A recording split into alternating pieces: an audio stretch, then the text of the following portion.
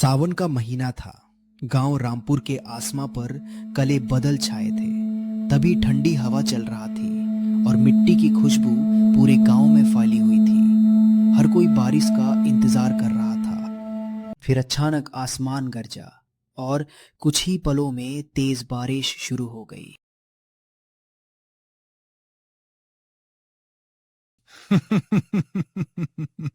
वाह, कितनी मस्त बारिश है। मुझे बारिश बहुत पसंद है। बारिश का असली मजा तो गरम चाट के। माँ की बात सुनकर राजू को गांव के मशहूर चाट वाले काका की याद आ जाती है। थोड़ी बारिश कम होने के बाद राजू बाजार के लिए निकल जाता है, वो गरम चाट लेना के लिए। पर आज लगभग बाजार खाली था।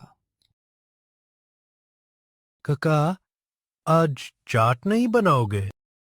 बेटा, इतनी तेज बारिश में कौन आएंगे? कल के लिए जो पैसे बचाए थे सब इसी सामान में लगा दिए। अब मेरा पास 1 रुपए तक नहीं बचा। और आप यही सामान नहीं बिक रहा खैर, तुम्हारी गर्मा गर्म चाट अभी बनाता हूं। पर गांव वाले आपकी चाट पसंद करते हैं काका। लोग दूर से आते हैं आपकी हाथों की गरम चाट खाने के लिए। पसंद करते हैं बेटा, लेकिन उससे क्या। पर बारिश सबको घर में रोक देती है और फिर लोगों का मन बारिश में पकोड़ा खाने का होता है, चाट का नहीं। काका, बेस ये पेड़ बहुत अच्छा है, बारिश के पानी से बचाता है। काका के चेहरे पर चिंता साफ दिख रही थी। तभी वहां काका की बेटी गुड़िया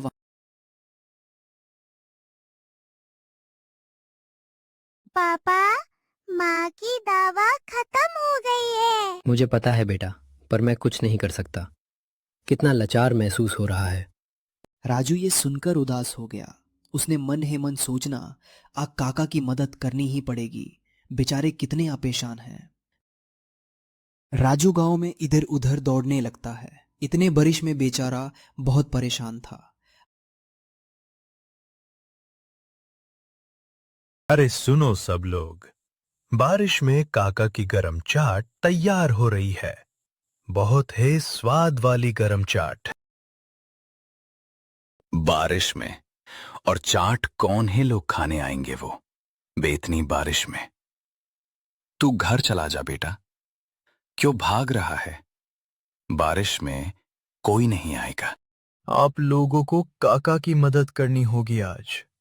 काका ने स्पेशल मसाला चाट बनाई है और वो बहुत है परेशान है। काका ने सोचा, चलो एक बार कोशिश कर लेते हैं। उन्होंने तवा गरम किए। तभी एक बुजुर्ग आदमी ठेले के पास आया।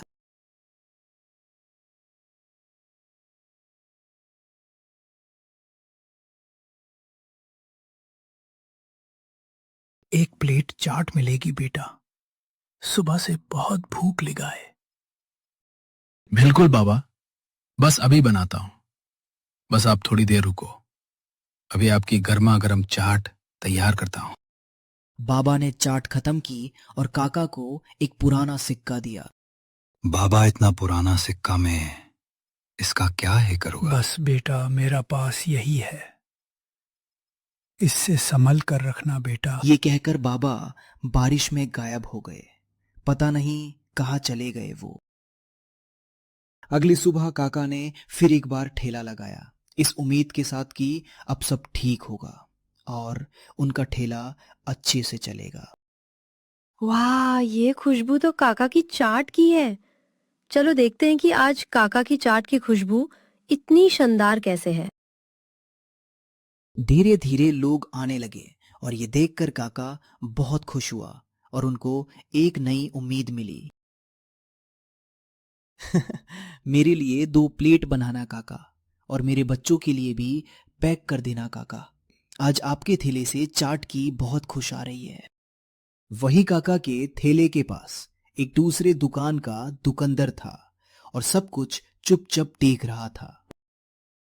इतनी भीड़ एक चाट वाले के पास, कल तक जिसके ठेला पर कोई आदमी देखता भी नहीं था, आज उसके ठेला पर इतनी भीड़। पता लगा होगा मैं इसका ठेला बंद करवा दूंगा। रात को मोहन चुपके से काका के ठेले के पास आ गया। जब काका घर के अंदर सामान रखने गए थे, उसने चाट का मसाला छुपाने की कोशिश की, लेकिन तभी वहां राजू आ गया।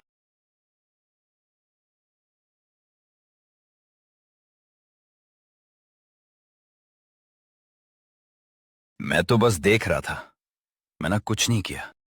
झूठ मत बोलो, तुम कुछ चुराने की कोशिश कर रहे थे। मैंने देखा है तुम्हें। चलो, आप सब साफ साफ बताओ। तुम्हें तो कल देख लूंगा। अगली सुबह पूरा गांव पंचायत के पास जमा हो गया। मोहन चाचा ने काका का सामान छुपाने की कोशिश की और उनका थैला तोड़ने की वे कोशिश की। हम सबको पता है कि ये कितना घटिया इंसान है। क्या ये सच है? मोहन, तुमने काका का थैला तोड़ने की कोशिश की थी। हमें बताओ सच क्या है? मुझे गलती हो गई है, मुझे माफ कर दो आप दोबारा। कभी ऐसा नहीं होगा। मैं लल्लच में आ गया था कि इस बुढ़े काका का थैला इतना अच्छा कैसे चल रहा था। मुझे गलती हुई है, मुझे माफ कर दो काका।